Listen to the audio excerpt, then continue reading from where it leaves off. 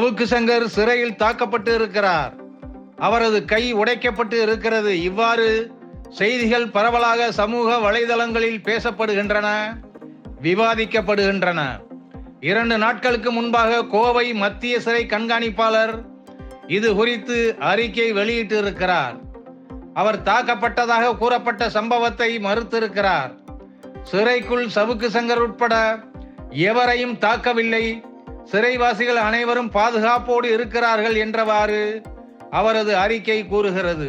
ஆனால் மதுரையில் நீதிமன்றத்தில் அவரை ஆஜர்படுத்திய போது அவர் கையிலே கட்டு இருந்தது. அவர் கையை மடக்கி வைத்து மாவு கட்டு கட்டியதைப் போல ஒரு கட்டு இருந்தது. அவருடைய வழக்கறிஞர்களும் அவர் தாக்கப்பட்டதாக அன்றாடம் செய்தி வாசிக்கின்றனர். அந்த அடிப்படையில் அவர்கள் உயர்நீதிமன்றத்தையும் அணுகி அது பற்றி சட்ட வல்லுநர்கள் விசாரிக்க உத்தரவு பெற்று இருக்கின்றனர். இந்த நிலையில் நேற்று கோவை அரசு மருத்துவக் கல்லூரி மருத்துவமனையில் சவுக்கு சங்கர் சிகிச்சைக்காக அழைத்து வரப்பட்டதை ஊடகங்களில் நாம் அனைவரும் பார்த்தோம்.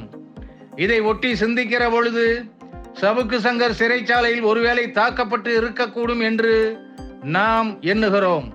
அப்படி தாக்கப்பட்டு இருந்தால் அது சட்டப்படி ஏற்புடையது அல்ல, கொடும் குற்றமாகும், மனித உரிமை மீறலாகும்.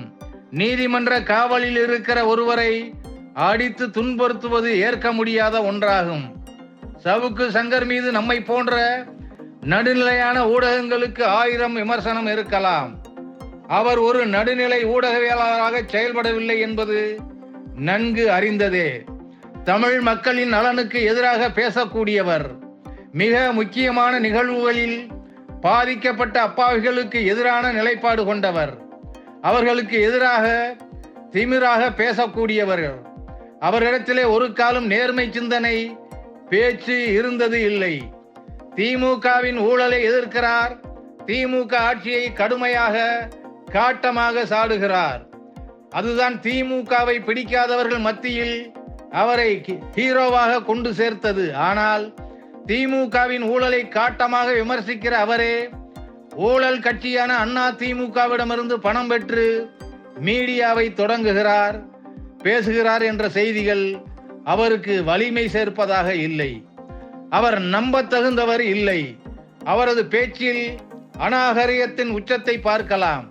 தன்னை பற்றி கற்பனைக்கு மீறி, தகுதிக்கு மீறி அதீதமாக காட்டிக்கொள்வது, இப்படியெல்லாம் அவரிடத்திலே குறைபாடுகள் 1000 இருக்கலாம்.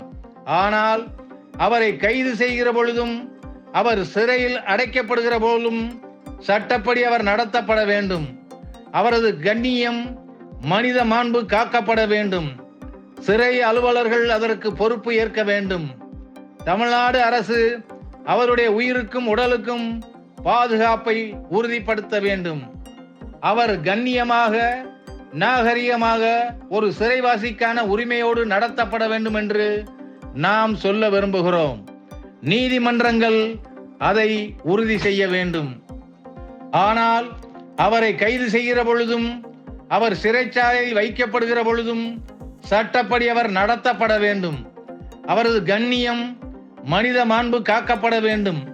சிறை அலுவலர்கள் அதற்கு பொறுப்பு ஏற்க வேண்டும்.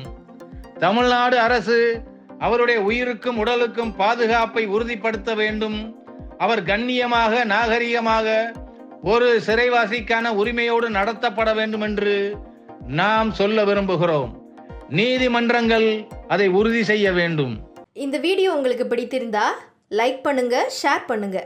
நாம் அதிகம் நேசிக்கும் நம் தமிழ்நாட்டில் நேர்மை தீ பரவ உடனே சப்ஸ்கிரைப் பண்ணுங்க.